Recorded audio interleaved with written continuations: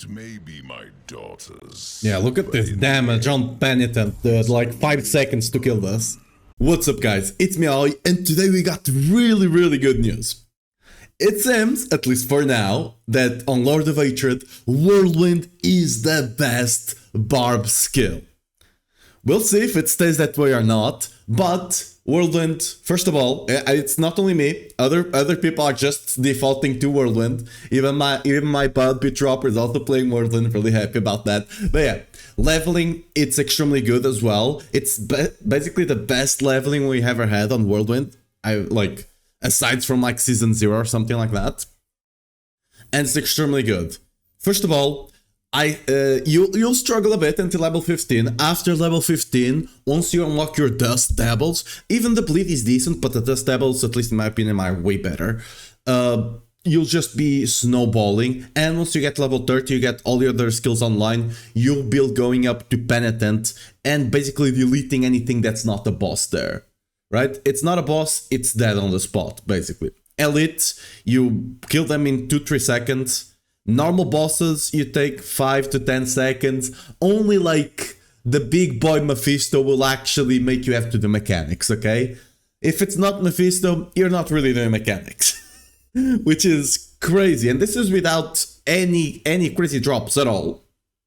If you actually get, let's say you get Gores super early, you're just blasting. Alright, let's actually talk about the build. I'm just gushing. It's like, I'm really happy about this. I was expecting it to be good, but I'm not expecting it to be the best. So, really happy about this. Let's actually cover the guy we have on max roll. I've already showed you a couple of the clips of me leveling. I'm currently doing going up to T12 right now, just farming the rest of the gear. It's gonna be even more busted. So yeah, going over the build real quick. Alright guys, when it comes to the playstyle for this build, as you can see, we're gonna be of course running Whirlwind. We're also gonna be running Lunging, Call of the Ancients, 2 of the Shout. We're not running 3 Shout just yet, Warcry and Challenging Shout, and Stomp. Right, so first of all, you're gonna be starting, I'm gonna cover this in a second, only with 2 skills, but you're gonna be basically just spin around, use Lunging when you run out of resource, try to max out your resource before you start spinning again, and you're gonna be using Challenging Shout and Warcry on like elites and stuff like that. When it comes to Call of the Ancients, I would advise saving it for bosses, but you can also use it on elites. You basically get, you have 2 buff rotations, one that you only use 2 shouts, and the one that you use the 2 shouts with the Call of the Ancients. You're basically going to be able to use 2 shouts rotations for every 1 Call of the Ancients rotation. And lastly, Ground Stomp. This is only here to give you a burst of resource so you can spin more often, and that's about it, right? Let's go over the skill tree. Real quick, starting off with our skills. You can see here on max roll you have multiple setups, the different things that you're gonna go for. First of all, you're gonna start with Lunging. Whenever you can, get the upgrade for Berserking. I believe it's level 3. This will give you a decent way to get Berserking. Sadly, we will not have 100% Berserking this early on, but this is basically every 10th Lunging you'll get Berserking, which is a nice additive bonus. You'll get Whirlwind, get the cost damage bonus. Yes, you'll not be spinning as much, but when you do spin, you do more damage, and it's just more damage effective that way.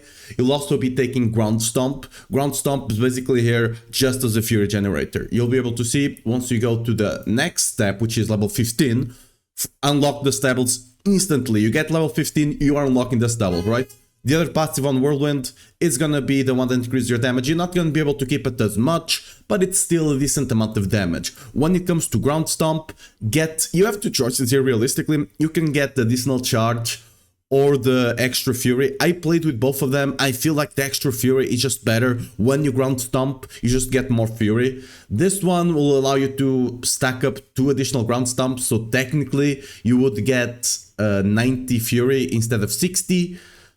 But you'll have to stomp more. It's just, I don't think it's as effective. Another thing you can take, this is not necessary, but taking Skewer on Lunging Strike instead of an additional point on Whirlwind will give you slightly better single target, at least for now, so I do advise going for that. Other than that, next time you're not taking more skills, alright? As you can see, I'm not taking more skills, just max out your Whirlwind. This will be the best damage effectiveness that you can get. After that, we'll start taking Warcry to start getting some more burst damage, especially on bosses.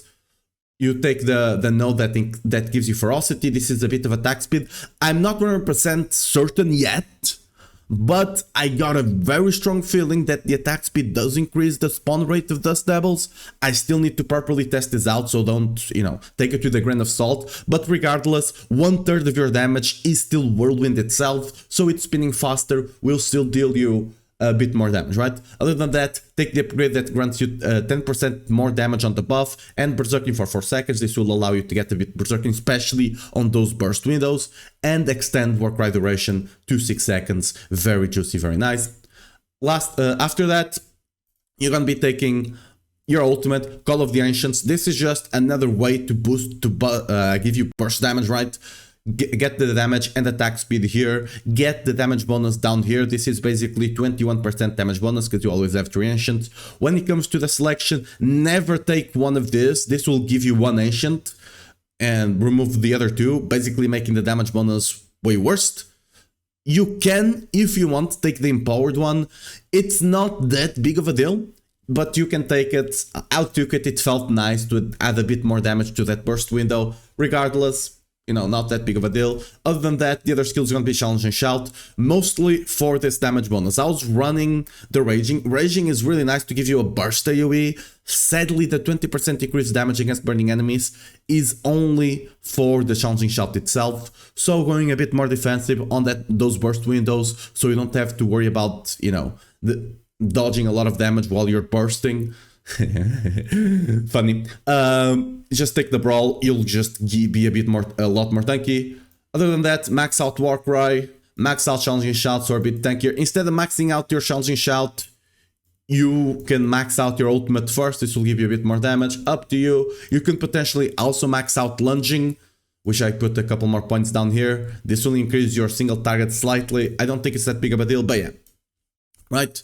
These are the skills you're gonna be running. When it comes to the skill rotation, back up here to the gear, there's nothing really, too big about this. When it comes, first of all, covering the runes, because it's probably gonna be the most important one. Moni said, this is really important to get some vulnerable uptime. It's just every time you launch twice, you're gonna proc say. So basically, you build up your Fury with 4 lunging or so, you get to Wolf's Out to apply vulnerable for 8 seconds, you spin, you do it again, you just get a good source of vulnerable uptime, which is really nice. The other one is going to be Sam Gar, just dodge, get a bit of crit chance. Sadly, Gar got nerfed, it's only basically 40% of what it was before, it used to be 25%, but hey, it's only 10 now, it's still very decent early on, the rest of the runes are not as good. When it comes to your Talisman, just take the set that this set early on is basically the only one you're going to be able to get early on. Just take whatever you can get, until you get them, just run whatever you have. The XP ones are really nice if you can get them, but you don't really get the choice here. When it comes to your gear, however, try to maximize strength and max life on your gear. Try to also, whenever you can, temper it with max life. You're not going to get the biggest max life as that one, but still try to temper it. Other than that, armor and resists all the way on most of your gear. When it comes to your offensive slots, however, like amulets, rings and stuff like that, try to get physical damage multiplier. Crit damage, you don't really have crit damage yet. Vulnerable multiplier could be useful as well, but I just feel the physical one is just way more reliable.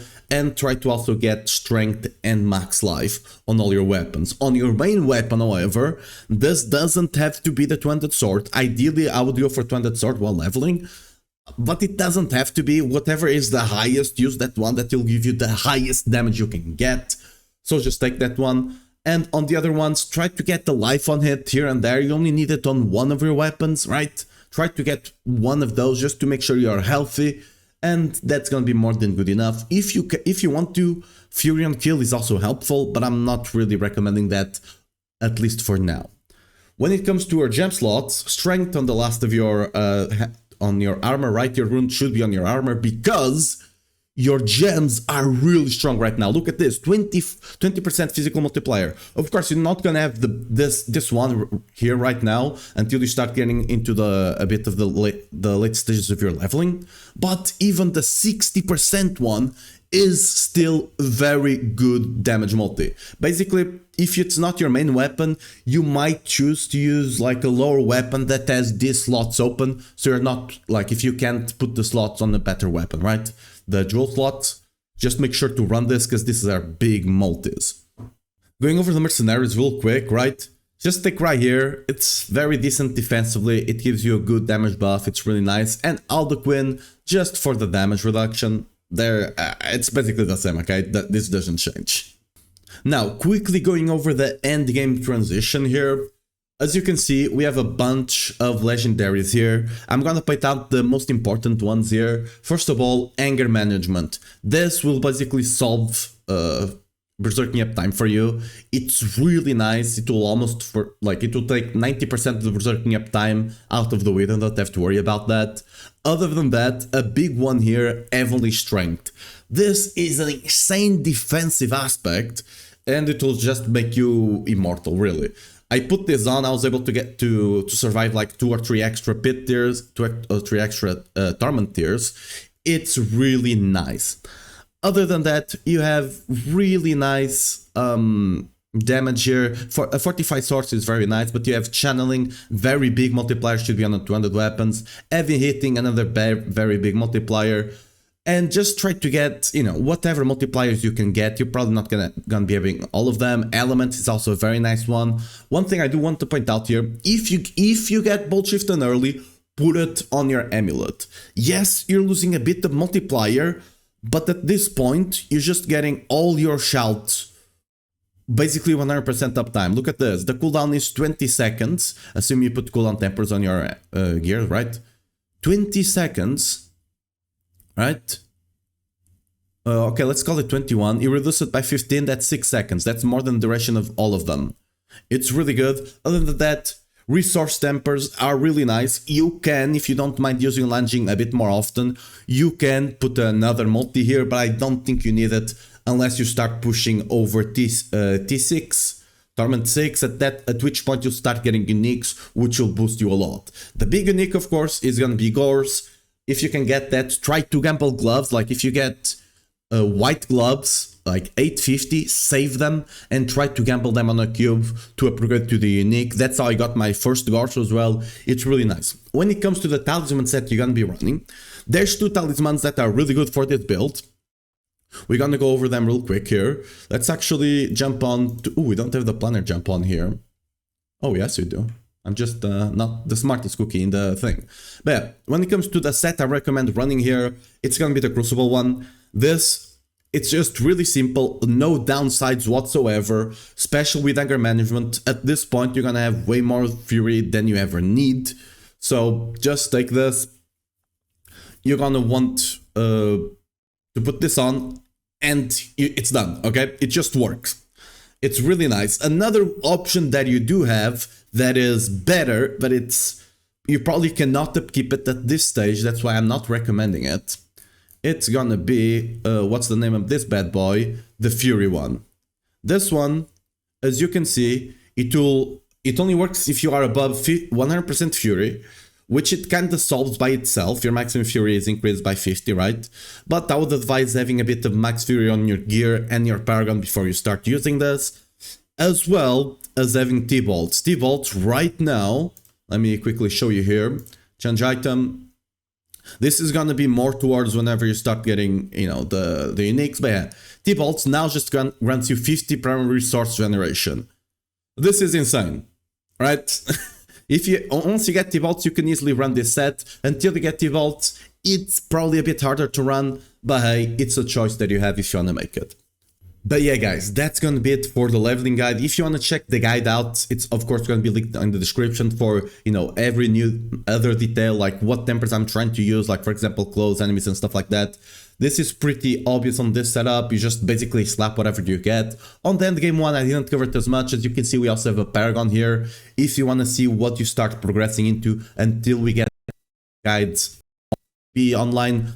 either later today or early tomorrow. I just want to make sure I know what I'm talking about, right? I actually get to experience it before I start recommending willy-nilly and you guys get misdirected, right? But yeah, thanks for watching. Let me know how you feel about the Whirlwind Dust Devils. It feels really strong. I really love leveling with it, and I'm really enjoying playing it into the end game. I'm gonna try to get T12 today on stream, so make sure to jump by on Twitch or even on YouTube. I honestly prefer Twitch, but you jump on which one you prefer. But yeah, guys, thanks for watching. Make sure to like and maybe sub to the channel if you like Whirlwind. That's basically my juice and butter. Is that that's not the expression, right? Whatever, that's basically my thing. So make sure to join up to the Whirlwind propaganda. Bye bye, guys, see ya.